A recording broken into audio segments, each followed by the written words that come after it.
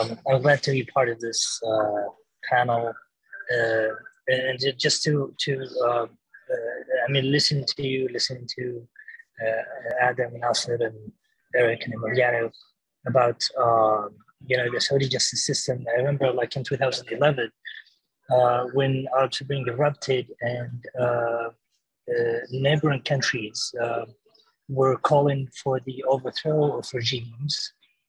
We in Saudi Arabia, activists, academics, people of, who, were a bit vocal at the time, were asking for the application of the law. And it was kind of ironic that when neighboring countries were saying in Arabic, for example, "Isqat al-nizam," we were talking about "tatbiq al-nizam." It's kind of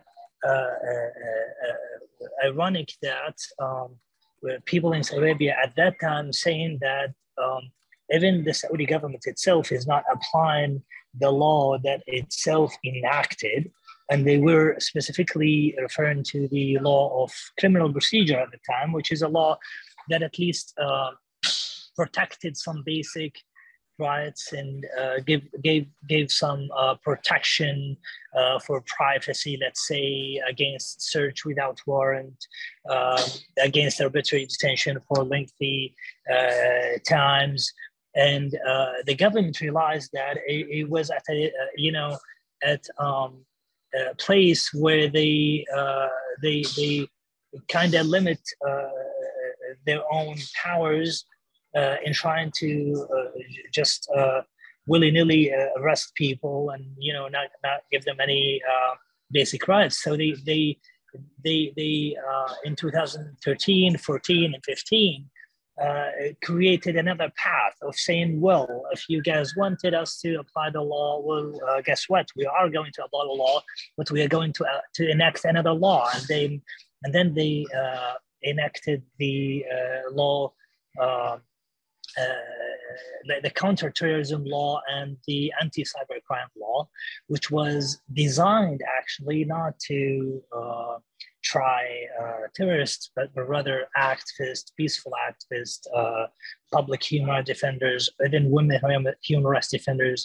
Article 31 of the law says basically questioning the king or the crown prince is an act of terrorism in Saudi Arabia.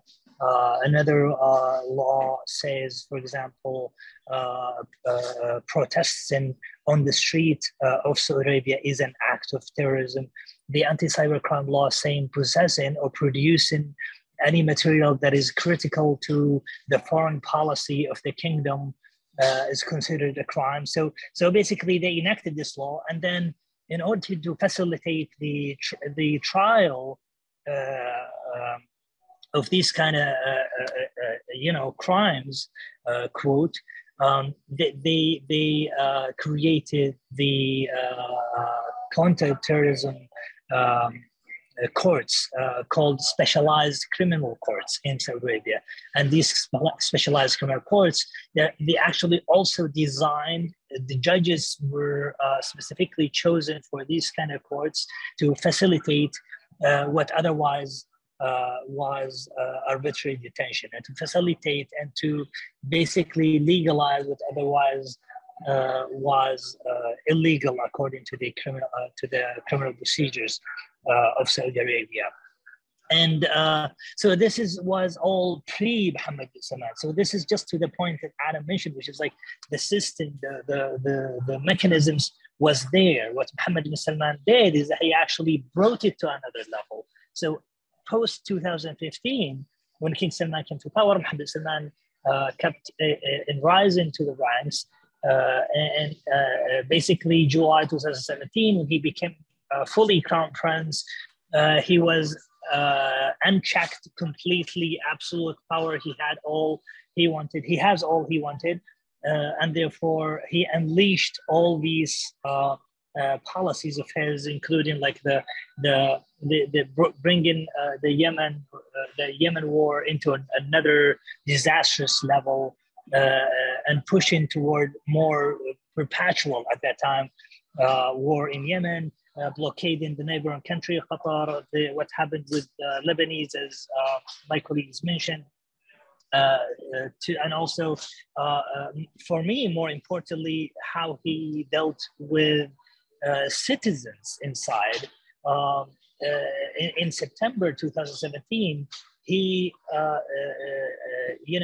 started the first wave of arrests when he arrested the most prominent scholars, economists, poets, you name it, of the Saudi society. It was like a huge crackdown on people. And then another wave of crackdown took place just in October, when he tried to, quote unquote, cleanse the judicial system by arresting a few judges and many staff of the Ministry of Justice and prosecutors, in order to appoint loyalists who will basically facilitate this brutal treatment of activists and peaceful human rights defenders. And then in November, of course, the most famous one is the Ritz-Carlton, when he locked up a businessman and businesswoman, and let no one fool you and call it anti-corruption purge, because it has nothing to do with corruption. It was just shaking up the most, of course, there are many corrupt people among them, but the most corrupt one is those who are actually orchestrating this operation, Mohammed bin Salman himself and the gang around him. And then, of course, the wave against feminists and most, prominent activists in March, and then later May, Rest in Lujayna al-Hidlul and others. And it kept on going, like all these waves of arrest, and never stopped, because this paranoia against his own citizens, is still there, because I think really he's a psychopath who really has no limits. We have reports of people who actually died under torture in Saudi Arabia by the same team that actually killed Jamal Khashoggi, the Tiger team. Slimane Dawish was tortured, according to multiple reports, to death. And at one point, he was physically tortured by MBS himself. This is the only case that I know that MBS was personally involved in a case where he physically tortured people. So you get cases like that, but it did not get enough attention because it was not kind of an international crime that will bring this, uproar that the Jamal Khashoggi operation did.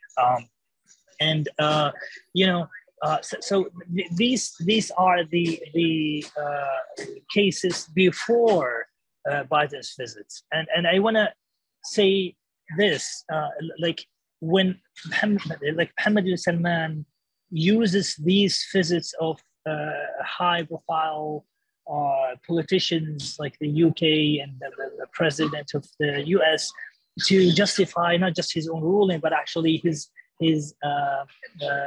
behavior and his violations, locally, at home and abroad. And when the former UK Prime Minister, the former UK Prime Minister Boris Johnson visited Riyadh a couple of months ago, Mohammed bin Salman used actually this visit to execute 81 people on one day. It's an unprecedented mass execution in the history of the Arabian Peninsula that took place on one day. And this happened while Boris Johnson was in Riyadh. So MBS uses these visits, and I want to end with what happened after Biden's visit. And we have been warning, the Biden admin. We have been talking to everybody, to the media, and they have been fully aware. We talked to the National Security Council. I've been talking to the State Department, to the admin, directly, indirectly. We sent them memo. We told them that, this visit is going to make it much worse for the Saudis and for the US. And now everything that happened and took place just proves our points. that MBS, even oil-wise, let alone like human rights and basic liberties that we care about. So after the Biden's visit, you get cases that Eric mentioned, which is like the cases against people who were sentenced to 50 years in prison, 70 years in prison. We get two human rights defenders, female human rights defenders, who were actually sentenced to 45 and 34, and they were young and and well educated. And we get cases where people were actually sentenced to death because they refused to leave home because their homes were part of the places where MBS wanted to make room for the new project. So this is completely proof in what we have been saying, that it's all MBS. This is his behavior, his mentality. He will never change. But actually, every international visit, every international delegation will just give him more protection, more legitimacy to get more brutal and more raw. I'm thinking that, well, yes, if Saudi Arabia is important to the US, well, MBS is never Saudi Arabia. Don't think, MBS is winning over when we think that, dealing with Saudi Arabia, dealing with sources, dealing with how important the Arabian Peninsula is, means that we have to deal with MBS. Well, that's not true. MBS kind of pushed for this narrative for him to be equated to Saudi Arabia and the Arabian Peninsula, because more importantly, I think when you look at the Arabian Peninsula and Saudi Arabia, you should think about the Saudi people, the Saudi institution, the civil society, the educated people, people who are in jail abroad. It's a very vibrant society, as well as Iran society is vibrant, and we deserve the Saudi people to be supported, as well as the Iranian people are by the admin and being met and cheered by politicians here in Washington D.C. I'm just going to end here. Thank you very much, Abdullah. I did mean to ask very briefly, and of course no pressure, if you could just give us an update on your father, who I understand is detained in the kingdom, and again. Yes, of course. Yeah, no worries at all. So yes, so my father, Salman Alaoudh, when I mentioned the first arrest, he was actually first wave of arrest in 2017. He was the first person to be arrested in that way. So he was one of the few, if not the first person to be arrested by Mohammed bin Salman himself in 2019, given his prominence and how high profile he is. So he was arrested in September 2017. The charges were brought against him, 37 charges, including like corrupting earth, calling the Saudi monarchy a tyrannical system. One charge, believe it or not, is mocking the government achievements. Another charge is having books that are banned in the kingdom. And it goes on and on. It's just silly charges. And their trial started on September 4th, 2018. And nothing new. Like, he hasn't been even sentenced. The trial has been suspended for more than 1 year and a half now, with no new development whatsoever, and it's just up in the air. Visitations have been really difficult now. Phone calls has been completely stopped. His health has dramatically actually deteriorated. He lost half of his vision, half of his hearing because of the solitary confinement, because of the mistreatment. 19 members of my family are banned from traveling just to retaliate against my father and against me for speaking out, outside. So, and my uncle Khalid was actually sentenced to 8 years in prison because he tweeted about my father. He said he confirmed the news about my father when he was arrested in 2017. He is still in jail for more than 5 years later. It's just crazy. My cousin was also arrested, so you got this kind of level of retaliation and absurd brutality against my family and me.